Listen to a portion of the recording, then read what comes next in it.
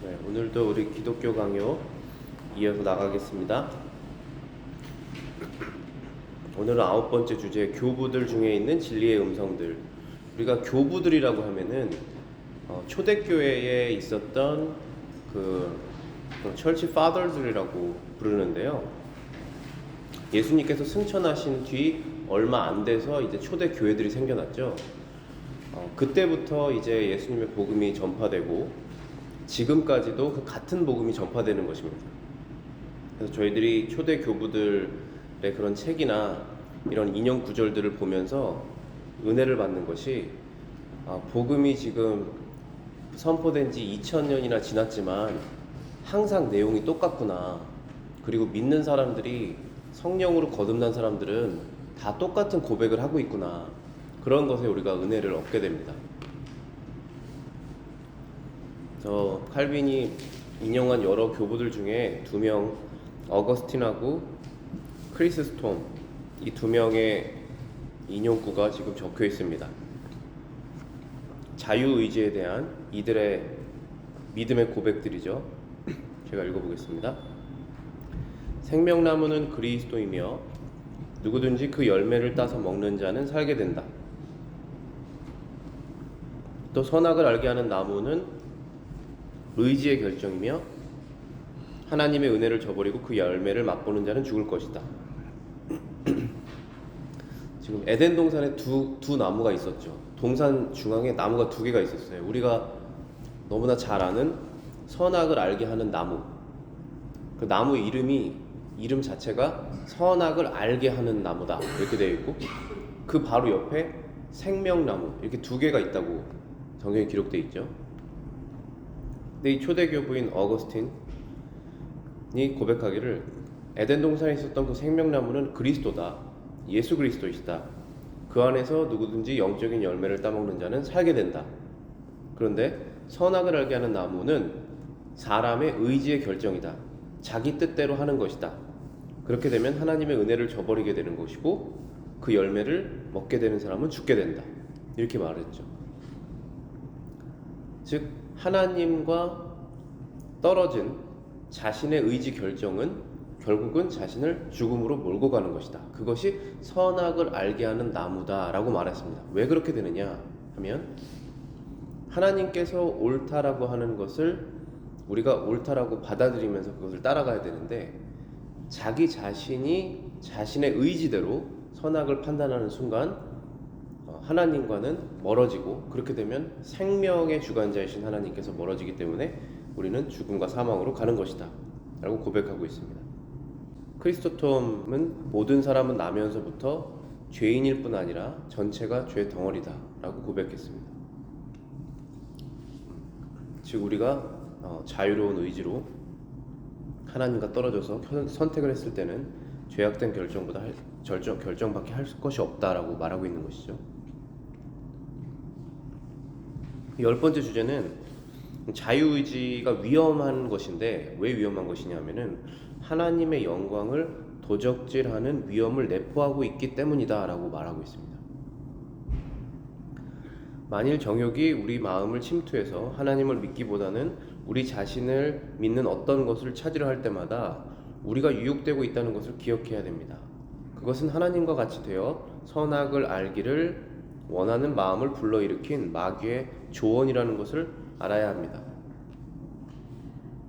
그러니까 우리 마음속에 생각이 들어오죠. 여러 가지 생각들이, 잡다한 생각들이 이렇게 오고 가고 하잖아요. 근데 그것이 유혹인지 아니면 성령께서 나의 길을 인도해 주시는 것인지 분별을 할 때 하나님을 믿기보다는 우리 자신의 어떠한 것을 믿는 것이 어떠냐라고 하는 그런 생각이 들 때는 그것이 유혹이구나라고 알아차려야 된다는 것입니다. 왜냐하면 그것은 하나님과 같이 되어 선악을 알기를 원하는 마음을 마귀가 불러일으켰죠. 그것을 우리가 깨달아야 된다는 것입니다.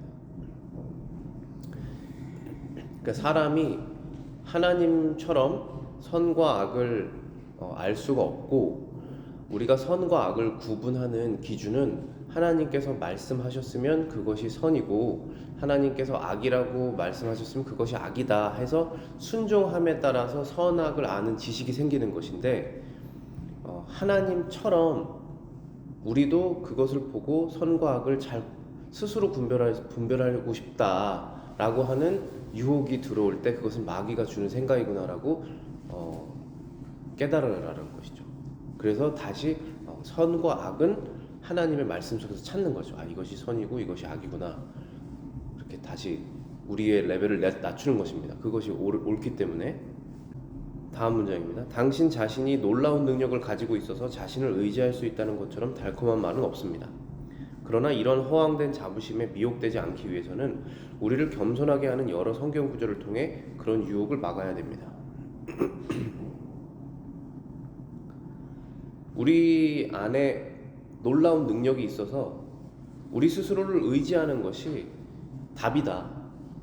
너의 안에 있는 포텐셜을 믿어라. 뭐든지 할 수 있다. 그런 말처럼 달콤한 말은 없다라는 것이죠. 세상의 심리학이나 심리 상담이나 다 이런 식이거든요. 그 사람의 포텐셜을 끌어올려서 뭐든지 할 수 있다라는 자신감을 주고 달콤한 말이죠. 근데 사실은 아닙니다. 하나님의 힘에 의지해서 하는 것입니다. 성경에 보면은 무슨 일을 할 때도 하나님이 주시는 능력을 가지고, 무슨 말을 할 때도 하나님이 주시는 능력을 가지고 해라라고 말씀하셨잖아요. 정말 모든 것이 다 하나님으로부터 나오지 않으면 우리는 은혜를 발생할 수 없어요. 영적인 것을 추구할 수가 없습니다. 그것은 허황된 자부심이라는 거예요. 거기에 미혹되지 않기 위해서는 우리를 겸손하게 하는 여러 성경 구절을 통해 그런 유혹을 스스로 막아야 된다라고 하는 것이죠. 그러면서 여러 성경 구절을 인용했습니다. 그 중에 제가 3개를 갖고 왔습니다. 시편 147편 10절부터 11절. 여호와는 말의 힘이 세다 하여 기뻐하지 아니하시며, 여기서 말은 홀스입니다. 사람의 다리가 억세다 하여 기뻐하지 아니하시고, 여호와는 자기를 경외하는 자들과 그의 인자하심을 바라는 자들을 기뻐하시는도다. 하나님께서 기뻐하시는 사람들은 그 사람 안의 능력이 너무나 뛰어나서 모든 사람들이 그 사람의 능력을 찬양하는 그런 사람이 아니라 오히려 여호와 하나님을 두려워하고 사랑하는, 그리고 하나님의 은혜를 구하는 자들을 기뻐하신다라고 말씀하셨잖아요. 하나님께서 약한 자를 들어서 쓰신다고 말씀하셨죠. 하나님의 영광이 그래야 드러나기 때문에. 그래서 세상의 강한 자들이 그것을 보고 하나님의 영광을 보고 부끄러워하게 될 것이다 라고 말씀하셨잖아요. 하나님이 찾는 사람들은 하나님의 은혜를 바라면서 하나님께 나아가는 사람들을 하나님께서 찾으신다 라고 하는 것입니다. 기뻐하신다. 야고보서 4장 6절하고 7절입니다. 더욱 큰 은혜를 주시나니 그러므로 일렀으되 하나님이 교만한 자를 물리치고 겸손한 자에게 은혜를 주신다 하였느니라. 그런즉 너희는 하나님께 복종할지어다. 마귀를 대적하라. 그리하면 너희를 피하리라. 마귀는 우리를 교만하게 하죠. 하나님의 말씀이 없이도 우리가 스스로 양심껏 살아갈 수 있다라고 우리를 유혹합니다. 그렇게 되면 우리는 선과 악을 구분하는 분별력이 떨어지게 되고 하나님의 뜻에 반대적인 것을 선택하게 됩니다. 하나님께서는 교만한 자를 물리치고 겸손한 자에게 은혜를 주신다고 말씀하셨습니다. 그렇기 때문에 우리는 하나님의 뜻에 복종해서 내가 생각했을 때 그것이 나에게 어려움이 다가오거나 문제 해결이 안 될 것 같아도 그것이 하나님의 뜻이면 그것을 순종하는 것이 지혜다라고 말씀하시고 계시는 것이죠. 그리고 마귀를 대적해라 라고 말씀하셨습니다. 그것은 우리를 교만하게 하는 마귀가 우리를 늘 유혹하기 때문에 마귀를 대적하면 그러면 너희를 피할 것이다 라고 말씀하시는 것입니다. 말씀으로 대적하는 거죠. 마귀는 요한계시록 22장 17절입니다. 성령과 신부가 말하기를 오라 하심도다. 듣는 자도 오라 할 것이요 목마른 자도 올 것이요 또 원하는 자는 값없이 생명수를 받으라 하시더라. 하나님께서는 그분께 오려고 하는 자들을 막지 않으십니다. 언제든지 오라고 하세요. 우리는 때로는 능력이 없어서 선한 일을 하고 싶어도 제한될 때가 많잖아요. 그렇지만 하나님께서는 늘 선한 일을 할 마음과 능력이 무한하시기 때문에 항상 오라고 하시는 거죠. 어려움을 당한 자 오라, 갈 길을 모르는 자 오라, 은혜가 필요한 사람 오라, 세상의 유혹을 당하는 자 오라 라고 말씀하시죠. 그러면 값없이 생명수를 얻게 될 것이다. 갈 길을 알려주실 것이다. 세상에 유혹된 마음을 깨끗하게 하실 것이다. 사랑이 없던 마음에 사랑이 일어나게 하실 것이다. 용서하지 못한 자를 용서하게 하실 것이다. 우리는 언제든지 하나님께 나아갔을 때 우리가 이러한 은혜를 받아서 우리가 변화되고 그 다음에 의지가 변화됩니다. 자기 의지, 자유의지로 자신의 마음을 변화시킬 수는 없습니다. 하나님께서 은혜를 주실 때 우리의 본성이 변화되고 그런 후에 우리의 의지가 선하게 변화가 되는 것입니다. 그러니까 자유의지가 우리의 모든 것을 결정할 수가 없다라고 말씀하는 것이죠. 즉 이 말씀들은 자신의 빈곤을 절실히 느껴서 겸손해지지 않는 한, 여기에서 빈곤은 우리 물질적인 빈곤이라기보다는 그것이 아니죠. 우리의 영적인 빈곤을 말하는 것입니다. 의로움, 하나님께서 기뻐하시는 그 의, 진실, 사랑, 그런 의로움이 없는 가난한 상태이라는 것을 절실히 느껴서 겸손해지지 않는 한 하나님의 축복을 받을 자격이 없다는 뜻입니다. 하나님께서 축복을 해주시고 싶어도 그 사람의 마음속에 나의 의는 충분하다라고 생각하면 하나님께서 축복을 해주실 수 없잖아요. 하나님께서 오라라고 했는데 나는 갈 필요가 없습니다라고 하면 하나님께서 축복해 주실 수 없으시잖아요. 고치실 수 없잖아요. 그러니까 우리가 절실하게 먼저 느끼고 회개하고 나아가는 것입니다. 주님은 당신의 백성들 중에서 영광스럽게 나타나시기를 원하십니다. 그렇기 때문에 주님은 그들이 자신 안에 가장 훌륭하다고 생각하는 것들까지 절대로 의지하지 말라고 요구하십니다. 하나님께서 원하시는 것은 저와 여러분들의 인생 가운데, 여기에서 말씀하시기를 당신의 백성들 중에서라고 그랬죠. 그것이 우리의 인생이잖아요. 우리 그리스도인들, 하나님의 자녀의 인생 가운데 영광스럽게 나타나시기를 원하신다는 거예요.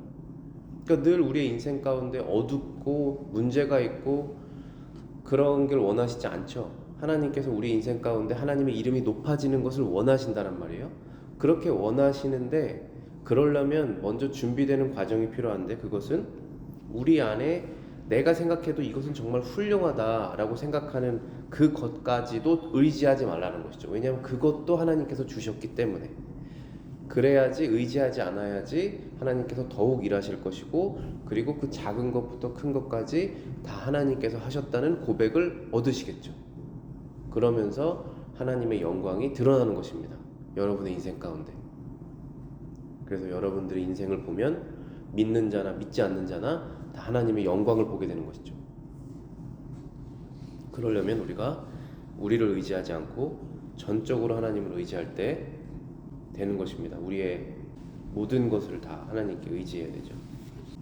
그 다음 주제입니다. 11번. 참된 겸손은 하나님께만 영광을 돌린다. 우리의 인생 철학의 터전은 겸손이다 라는 크리스토스톰의 말은 언제나 나를 기쁘게 합니다. 칼빈이 고백하는 것이죠. 지금 이 교부보다 한 1000년 뒤의 사람이죠, 칼빈은. 그런데 그 교부의 고백을 들으면 언제나 기쁘다는 것입니다. 그 책을 통해서 들었을 때 우리의 인생의 철학의 터전은 겸손이다. 항상 성경에서 말씀하시는 겸손은 세상에서 말하는 겸손하고 다르다고 말씀드렸죠. 이 겸손은 내가 가지고 있는데 없는 것처럼 겸손하는 것이 아니라 하나님 앞에서 겸손하는 것입니다. 하나님과 우리를 비교했을 때 우리가 하나님과 비교할 수 없는 사람이다, 그런 존재다라고 해서 하나님 앞에서 겸손하는 것입니다.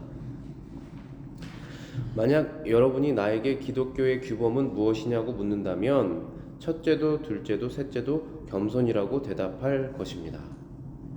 기독교의 규범. 기독교라는 것이 무엇이냐 하면 결국은 겸손이다. 이것은 처음부터 끝까지 하나님께서 하셨다라고 하는 고백이죠. 그게 기독교라는 거예요. 예수님께서 나는 알파와 오메가다, 처음과 끝이다 라고 말씀하시는 이유는 우리에게 구원을 시작하신 것도 예수님이시고 구원을 이루시고 끝까지 지켜내시는 것도 예수님이시기 때문에 우리가 한 것이 아무것도 없다라는 것을 인정하는 것, 그것이 겸손이죠.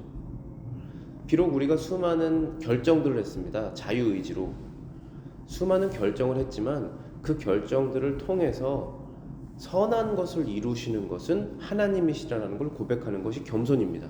그것이 기독교라는 거예요. 그래서 기독교는 운명론자들도 아니에요. 운명론자들은 내가 이렇게 결정하든 저렇게 결정하든 운명은 정해져 있다라고 해서 자신의 결정에 중요성을 두지 않고 책임도 주지 않는 것입니다. 그렇지 않죠. 우리는 하나님과 인격적으로 모든 결정을 하잖아요. 그렇기 때문에 만약에 그 안에서 우리가 잘못된 실수의 결정들이 있다라고 할지라도 거기에 수많은 나의 악함이나 욕심이나 걱정이나 이런 불순물들이 껴서 결정이 됐다라고 할지라도 그래도 그것을 선하게 바꾸시는 능력이 하나님께 있으시다는 것입니다. 그러니까 우리가 선하게 바꾸실 능력이 하나님께 있다라고 해서 급하게 악하게 결정을 하면 안 되겠지만 그래도 돌아와서 봤을 때 나의 수많은 잘못들에도 불구하고 이렇게 나를 여기까지 선하게 이끄셨구나 라고 하나님께 고백을 하는 거죠. 그게 바로 기독교라는 거예요. 그렇기 때문에 하나님은 먼저 은혜로우셔야지 그 과정을 계속 하실 수가 있고 능력이 있으셔야 하실 수 있습니다. 세상이 얼마나 힘이 셉니까? 그런데 그 세상보다 더 크신 하나님이 능력이 있으시니까 세상의 악함 또 그곳에 동조한 나의 어리석음까지도 하나님께서 바꾸셔서 나의 인생 가운데 선한 것을 만들어내셨다는 거예요. 그러면 하나님께서 영광 받으시죠. 그 모든 것을 인정하는 것이 기독교다라고 말하는 것입니다. 그것이 칼빈이 고백한 기독교의 규범은 겸손이다라고 말하는 것이 바로 그거예요. 그래서 저와 여러분들 인생 가운데 우리가 거듭난 다음에 우리의 말도 우리의 생각도 우리의 행동도 점점 더 거룩한 것이 나오게 될 수밖에 없습니다. 그렇게 돼야 되죠. 분명히 생활이 바뀌실 거예요. 생활이 바뀌셨을 것이고 그런데 그 모든 것이 다 하나님께서 하셨다는 것을 인정하는 것이 바로 겸손이다라고 말하는 것입니다. 그래서 다음 문장에 어거스틴이 이렇게 말했습니다. 누구든지 자기를 사랑하지 못하게 하라. 당신의 죄를 제거하라. 왜냐하면 의인은 하나님으로부터 오기 때문이다. 우리는 왜 인간의 본성의 능력에 너무 많은 것을 기대하는가? 인간의 본성은 상처받고 얻어맞고 엉망진창되어 파멸되었다. 우리에게 필요한 것은 참된 고백이지 거짓된 변호가 아니다. 자신 속에는 아무것도 없으며 어떤 도움도 만들어낼 수 없다는 것을 깨닫게 될 때 싸움은 끝나게 된다. 모든 불경건의 무기가 파괴되고 멸절되고 불타버려 무기가 없는 상태가 되어야 하며 자기 속에는 아무 도움이 있을 수 없다는 것을 알아야 한다. 당신 자신이 연약하면 연약할수록 주님께서는 더욱더 강하게 당신을 영접하실 것이다.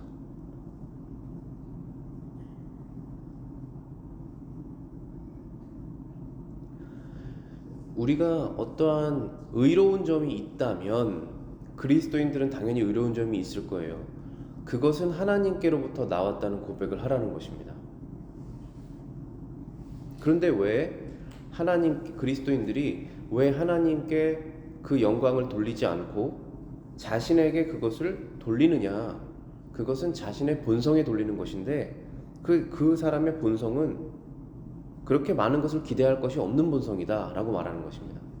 그것은 상처받고 얻어맞고 엉망진창되어서 파멸된 그런 본성이다 라는 것입니다.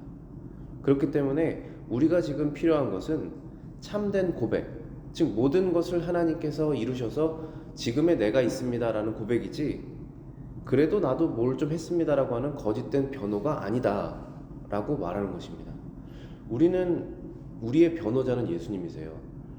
우리의 변호자는 하나님 앞에서의 심판받을 때 우리의 변호자는 예수님이십니다. 그분이 우리를 변호하셔야지 내가 내 자신을 변호하면 안 되는 것이에요. 왜냐하면 변호할 것이 없기 때문입니다. 그래서 제가 늘 말씀드리잖아요. 하나님 앞에 할 말이 없다는 거예요. 하나님 앞에 아무 말이 할 게 없습니다. 할 말은 은혜를 주셔서 감사합니다라는 말밖에 없는 것이죠. 그리고 하나님의 영광을 돌리는 것입니다. 내가 그래도 이렇게 하려고 했습니다라고 그렇게 변명을 할 필요 없다라는 것이죠. 하나님이 원하시는 것은 참된 고백과 참된 회개입니다. 그것을 원하시는 것이지 쓸데없는 결국은 거짓되거든요. 이 고백, 이 변호가 거짓된 고백이 하나님께서 원하시는 것이 아니다. 그 변호를 우리 스스로가 계속 한다면은 무슨 뜻이냐면 하나님과의 싸움을 하는 것입니다. 그런데 싸움이 언제 끝나냐 하면 내 자신 안에 어떠한 선도 없다라는 것을 깨달을 때 그때 싸움은 끝나게 된다라는 것입니다. 얼마나 기쁩니까? 저와 여러분들의 싸움이 끝나면 얼마나 기뻐요. 영적인 싸움이 끝나는 마지막에 우리가 천국에 들어가는 날이 얼마나 기쁩니까? 그것을 이 땅에서 우리가 미리 경험할 수 있는 것이죠. 우리 안에 자기 의를 없애고 하나님께 모든 것을 다 영광을 돌릴 때 우리는 그때 싸움이 끝납니다. 우리의 욕심을, 우리의 자기 주장을 다 버릴 때 그때 하나님께서 일하시죠. 그러면서 싸움은 끝나게 됩니다. 모든 무기가 파괴되고 멸절되고 불타버려 무기가 없는 상태. 그렇죠. 무기를 다 버려야죠. 하나님과 싸워봤자 손해이기 때문에 다 버리고 하나님 앞에 있는 그대로 나아갔을 때 도움을 얻게 되는 것이죠. 그래서 은혜는 여기 있다는 것입니다. 자신이 연약하면 연약할수록 주님께서 그를 더 강하게 영접하실 것이다. 하나님께서 일하실 수 있을 것이다. 그때부터 라고 어거스틴이 고백하는 것입니다. 지금 우리가 사는 시대부터 거의 1500년, 1700년 전에 예수님을 믿었던 이 교부들도 지금 성경과 똑같은 고백을 하고 있잖아요. 지금 거의 2000년 전에 쓰였던 이런 사람의 고백이 지금 우리에게도 은혜를 줄 수 있는 이유는 우리와 똑같은 성경으로 똑같은 성령으로 고백을 하고 있기 때문에 그렇습니다. 하나님의 진리는 변하지가 않아요. 그 다음 문장입니다. 우리가 겸비해지는 것이 곧 하나님을 높이는 것과 같이 우리가 우리의 겸손을 고백하면 그분의 자비를 힘입을 준비를 갖추게 됩니다. 우리가 겸손해지는 것이 곧 하나님을 높이는 것입니다. 그런 것처럼 우리가 겸손을 고백하면 하나님의 자비를 힘입을 준비를 갖추게 되는 것입니다. 반대로 우리가 겸손을 고백하지 않으면 하나님의 자비를 힘입을 준비를 하지 못하게 됩니다. 그리고 하나님을 높이지 못하고 우리도 은혜를 받지도 못합니다. 라고 말씀하는 것이죠. 다음 문장입니다. 따라서 실제보다 자신을 과신하게 하는 자애, self-love와 야심, ambition이라고 하는 질병을 물리치고 성경이라는 신실한 거울에 비추어 보아 자신을 올바르게 인식하기를 요구하는 바입니다. 칼빈이 우리에게 지금 모든 그리스도인들에게 요구하는 그 요구는 올바로 자신을 알아라 라는 것이죠. 그러면 올바른 지식을 얻으려면 거울이 있어야 돼요. 근데 거울 중에 옷가게 같은 데 가면은 좀 이렇게 몸 길게 보이게 하는 거울들 있잖아요. 그런 거울 보면 기분이 좋아지죠. 아, 내가 이렇게 키가 크구나 하고 옷을 사서 나오지만 실제로 다른 사람들이 날 봤을 땐 내가 봤던 그 모습은 아니죠. 거울이 신실해야 된다는 거예요. 그런데 나를 내가 돌아보았을 때의 거울은 나의 마음이 아닙니다. 나의 마음을 내가 살펴봤을 때는 거짓될 수가 있어요. 왜냐하면 사람의 마음이 가장 거짓되다라고 말하잖아요. 그리고 다른 사람을 나 자신처럼 용서하라는 것은 너가 너 자신을 그렇게 무한대로 용서하는 것처럼 다른 사람도 그렇게 똑같이 용서해라라고 하는 것이거든요. 그래서 자기 자신을 자기 자신이 들여다보는 것은 불가능합니다. 그러면 올바른 거울은 무엇이냐 하면 하나님의 말씀이라는 거예요. 하나님의 말씀을 우리가 읽었을 때 우리의 마음속에 계시는 성령께서 그것을 깨닫게 하여 주셔서 내가 이 말씀에 합하지 않는 사람이구나 라는 것을 깨닫게 하셔서 더욱더 그리스도에게로 가도록 만드는 것입니다. 자기애, self-love, 그리고 야심, 세상 욕심, 이 질병을 버려버리고 성경이라고 하는 영혼을 들여다보는 거울을 비추어 보아 나 자신을 올바르게 인식하는 것이 중요하다. 그래야 하나님 앞에 겸손해질 것이고, 그래야 하나님의 은혜를 충분히 누릴 것이고, 그래야 그 사람의 인생 가운데 하나님의 영광이 드러나게 될 것이다. 그리고 영적인 열매들을 맺게 될 것이다. 하나님의 영광이 그 사람을 통해서 가장 가까운 사람부터 먼 곳까지 드러나게 될 것이다 라고 말하는 것입니다. 갈라디아서 6장 3절입니다. 만일 누가 아무것도 되지 못하고 된 줄 생각하면 스스로 속임이라. 우리가 아무것도 아닌데 마치 된 것처럼, 영적인 싸움이 마치 다 끝난 것처럼, 지금 우리는 하나님의 은혜 가운데 이 영적인 싸움을 해서 거룩한 것을 조금씩 만들어 나가고 있는 상황을 인식하지 못하고, 나는 이제 영적인 것을 다 스스로 이뤄내는 사람이다 라고 스스로 생각한다면 그건 속이는 것이다. 선과 악을 너도 하나님처럼 알 수 있다 라고 하는 그 마귀의 속음에 넘어간 것이다 라고 말씀하시는 것이죠. 야고보서 1장 22절부터 26절입니다. 너희는 말씀을 행하는 자가 되고 듣기만 하여 자신을 속이는 자가 되지 말라. 누구든지 말씀을 듣고 행하지 아니하면 그는 거울로 자기의 생긴 얼굴을 보는 사람과 같아서 제 자신을 보고 가서 그 모습이 어떠했는가를 곧 잊어버리거니와 자유롭게 하는 온전한 율법을 들여다보고 있는 자는 듣고 잊어버리는 자가 아니요 실천하는 자니 이 사람은 그 행하는 일에 복을 받으리라. 누구든지 스스로 경건하다 생각하여 자기 혀를 재갈 물리지 아니하고 자기 마음을 속이면 이 사람의 경건은 헛것이라. 여기서 이제 거울이라는 단어가 나오죠. 거울로 자기의 생긴 얼굴을 보는 사람과 같아서 제 자신을 보고 가서 그 모습이 어떠했는지를 곧 잊어버렸다라는 것입니다. 그러나 자유롭게 하는 율법을 들여다보고 있는 자는 듣고 잊어버리는 자가 아니고 실천하는 자다. 마치 거울을 보고 자신이 하나님 앞에 어떠한 죄인지를 깨닫고 그런 다음에 죄를 돌이켜서 하나님께 나아가야 되는데 그것을 곧 잊어버리고 행하지 않는 것이다. 곧 잊어버린다는 것이 자신이 어떠한 존재인지 를 잊어버리고 산다는 것이죠. 그렇게 되면은 말씀을 행하지 않는다. 즉 회개하는 것을 행하지 않는다. 실천하지 않는다. 나는 꽤 괜찮은 사람이야. 나는 하나님이 봤을 때 선하고 옳고 그렇다라고 하나님이 생각하지 않으시는데 자신이 그렇게 생각해서 말씀을 그냥 듣고 저것은 나에게 해당되지 않는 것이야 하고 실천하지 않는 것이죠.